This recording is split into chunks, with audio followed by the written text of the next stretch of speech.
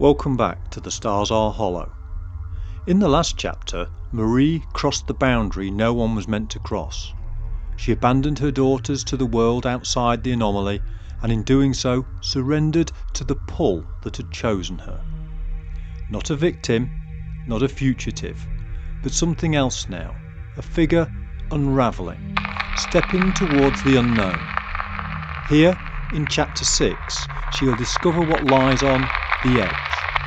A labyrinth not of stone, but of herself. Shadows that do not threaten, but bear witness. And a spire that calls her deeper into the hollow heart of becoming. This is where the world ends. And this is where she begins. This is chapter 6, The Edge. Marie's breath shuddered. The air was thick, pressing against her skin like static before a storm. Before her, the anomaly shivered, a boundary where existence frayed at the edges, unravelling and unweaving itself into endless loops, as though unsure of its own form. It was neither solid nor vaporous, neither sphere nor void. Its surface rippled like liquid thought, shifting between translucence and opacity in ways that defied perception. She did not see it so much as sense it, a pressure against her mind, a tide pulling her inwards. Colours bled into one another, hues beyond human conception. Whispers echoed from deep within its undulating core. Not sounds, not voices, but impressions brushing against her consciousness. The anomaly was not speaking, it was thinking, and in its presence, so was she. Marie knelt at its threshold. Something was missing. A thought scratched at the edge of her mind, a hollow ache, but she couldn't grasp it. A space where something vital had been scraped away. She frowned, reaching for it, an image, a name, but it unravelled before she could hold on to it. A faint, childlike laugh surfaced, then shattered into silence. It didn't matter. The pull was stronger now, the invisible tide drawing her towards the anomaly's shifting veil. The moment her fingers brushed its surface, recognition struck. Not hers, but its. It did not resist her, it did not consume her, it merely accepted. Something vast unfolded around her, enveloping her thoughts. She was seen, not as a body and not as a mind, but as something deeper, something fundamental. And as it saw, it sorted, examining, arranging, peeling back layers of self as though unfolding a map. For the briefest fraction of a second, the world stilled. Marie staggered, blinking hard, her arms shaking as though riddled with pins and needles. Then, she was elsewhere. A space without boundaries, without direction and without time. Shapes unfurled and collapsed, fractals spiralling into infinity before folding back into nothing. The air here was not air. The ground was not ground. She was moving, no, she was being moved. And then from within her, the labyrinth rose. It was not a structure, it was a reflection, a landscape made of her own mind, manifesting in stone and shadow. The walls pulsed as though breathing, corridors winding and shifting like thought itself. She knew them instinctively. They had always been inside her. Each step she had took echoed twice, once in sound and once in memory. The labyrinth did not challenge her, it unravelled her. She turned a corner and froze. A flicker of motion at the edges of her vision, not shifting, not still, not in front but behind her eyes, pressing into the hollows between the spaces of her ribs. She turned only to find emptiness, turned away and the movement returned. No threats, but witnesses. Shadows drifted in the periphery, never whole, never solid, but present. They lingered in the spaces where light should have touched, in places her gaze skimmed past but never settled. They did not approach, and they did not retreat. They were not waiting for her, and yet they had always been here.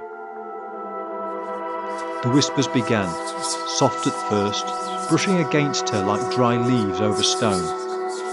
Not voices, not words, but meaning, knowing. She moved deeper into the labyrinth, the corridors winding inwards, the scale of the structures becoming incomprehensible. Towering arcs of stone stretching overhead, their edges folding and shimmering. At their peaks, rivers of light flowed upwards, defying gravity, spiralling into a sky that was not a sky. She was no longer walking, she was being carried. And ahead, the spire loomed. It did not belong to the labyrinth, it was something older, something constant. Its surface flickered with shifting light, struggling to hold a single form. It was not an end, it was an invitation. She approached and something changed. For the first time, she felt them. Not just the shadows, but something beyond them. Traces of those who had passed before her. A presence, not singular, but many, like echoes layered upon echoes. There was no pain here, no fear, only the stillness of something understood. She stepped closer. And then, a crack, a fissure in the silence, a name, no, two. Sally, Amy. The words slammed into her all at once, a force breaking through the unravelling of her mind, and with it, her world fractured. A sound clawed from her throat, raw and choked like something being torn from deep within. Her knees buckled. The walls of the labyrinth quivered, the spire's light faltering. Her daughters' faces crashed into her mind, not just images but sensation. Amy's small hand gripping her sleeve, Sally's breath warm against her neck when she curled up beside her, the scent of their hair, the sound of their laughter, thin and bright and real.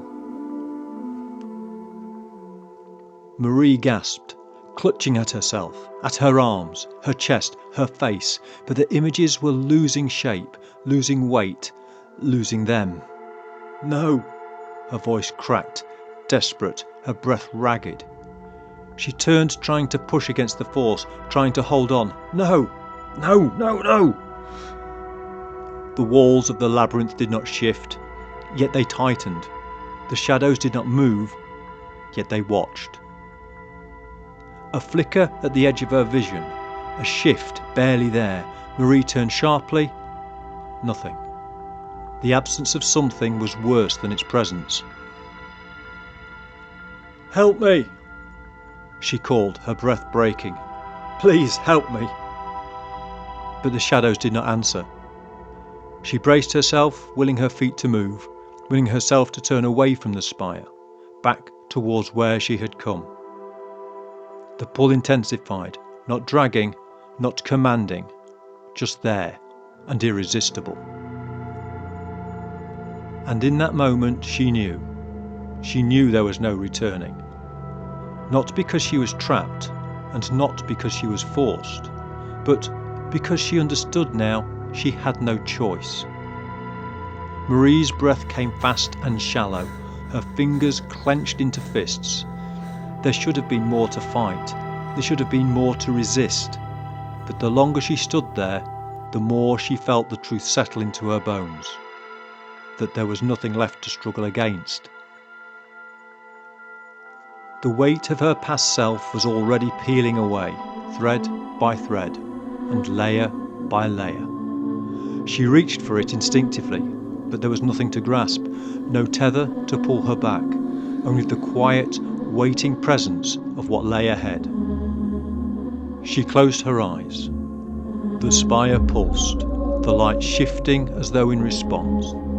She felt the weight of the ones who had come before her, felt their presence not as loss, but as a welcome. Her fingers uncurled, her stance eased. This was not surrender, it was inevitability. She stepped forward, the last threads of her earthly self unravelled, not stolen nor erased, but willingly given away. She drifted towards the spire, her form no longer distinct, her thoughts unbound from the limits of her body. She expanded, she saw, she heard, and she became. Behind her, the labyrinth shivered. The shadows lingered, watching her depart. And before her, the light opened.